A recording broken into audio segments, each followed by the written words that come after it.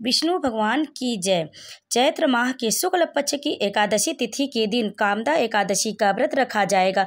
धार्मिक मान्यताओं के अनुसार इस दिन व्रत रखने व पूजन करने से पापों की मुक्ति मिलती है। चैत्र माह में शुक्ल पक्ष की एकादशी तिथि को कामदा एकादशी का व्रत रखा जाता है। चैत्र नवरात्रि और रामनवमी के बाद यह पहली एकादशी मानी जाती है। हर साल यह एकादशी मार्च या अप्रैल के महीने में आती है। धार्मिक मान्यताओं के अनुसार कामदा एकादशी का उपवास करने से सभी प्रकार के पापों से मुक्ति मिल जाती है। तो आइए जानते हैं कामदा एकादशी के दिन पूजन कैसे करें, व्रत कैसे करें, पूजा विधि क्या है, मंत्र क्या है और पारण का शुभ तिथि क्या होगा। तो ध्यानपूर्वक वीडियो को जरूर सुने। 8 अप्रैल को कामदा एकादशी का व्रत रखा जाएगा। तो हिंदू पंचांग के अनुसार उदय तिथि के हिसाब से इस साल कामदा एकादशी का व्रत 8 अप्रैल के दिन रखा जाएगा। तो सबसे पहले जान लेते एकादशी तिथि का प्रारंभ कब होगा। अप्रैल 7 अप्रैल को 2025 8 बजकर शाम को शुरू होगा और इसकी समाप्ति चैत्र शुक्ल में एकादशी तिथि की समाप्ति होगी 8 अप्रैल को 2025 को 9 बजकर सुबह में। तो एकादशी तिथि समाप्त हो जाएगी। अब आइए जानते हैं व्रत पारण का शुभ समय क्या होगा। एकादशी के व्रत को समाप्त करने को पारण कहते हैं। 9 अप्रैल को पारण व्रत तोड़ने का शुभ समय होगा 6:02 से लेकर 8:34 तक। पारण तिथि के दिन द्वादशी समाप्त होने का समय रात्रि 10:55 तक रहेगा। अब आइए जानते हैं कामदा एकादशी की पूजा विधि।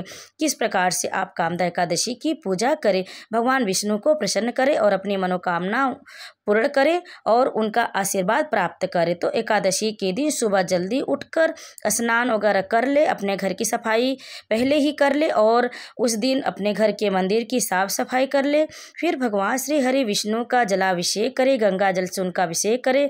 फिर प्रभु को पंचामृत से गंगा जल से अभिषेक कर सकते हैं। फिर विष्णु भगवान को पीला चंदन लगाएं, पीले फूल अर्पित करें क्योंकि भगवान विष्णु को पीले रंग के फूल बहुत ही प्रिय हैं।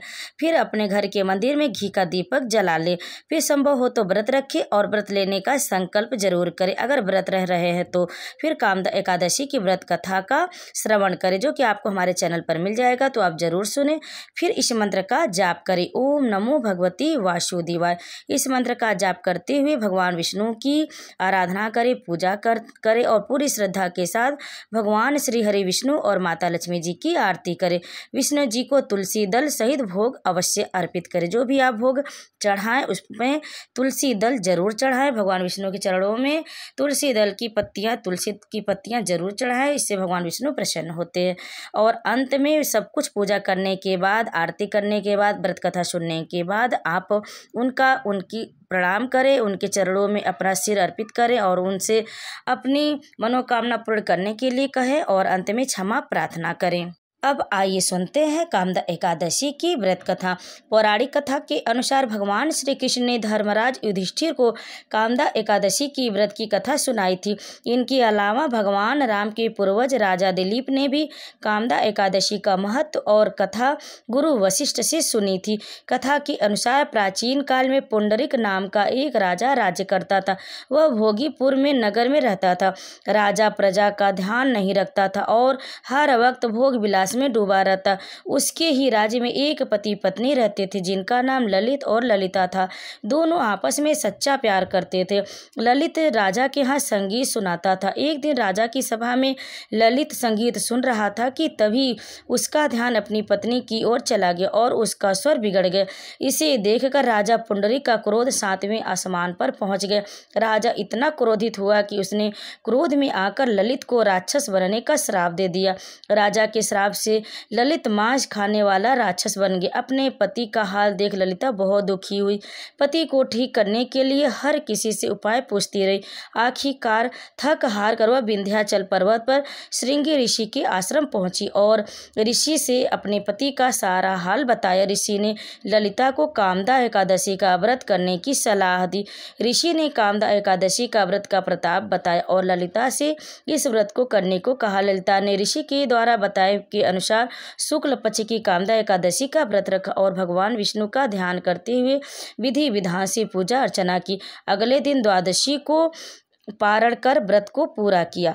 भगवान विष्णु कृपा से उसके पति को फिर से मनुष्य योनि मिली और राक्षस योनि से मुक्ति मिल गई। इस तरह दोनों का जीवन हर तरह के कष्ट से मिटे और वे सुखी जीवन जीने लगे। फिर श्री हरि का भजन कीर्तन करते दोनों मोक्ष को प्राप्त हुए और यह कथा यहीं पर समाप्त हुई। तो दोस्तों, हमारी जानकारी अगर आपको अच्छी लगी और यह कथा अच्छी लगी तो वीडियो को लाइक जरूर कर दीजिएगा, शेयर करिएगा और कमेंट में विष्णु भगवान की जय अवश्य लिखिएगा। आप सभी पर भगवान विष्णु कृपा सदैव बनी रहे। तो यही बात प्रेम से बोलिए विष्णु भगवान की जय।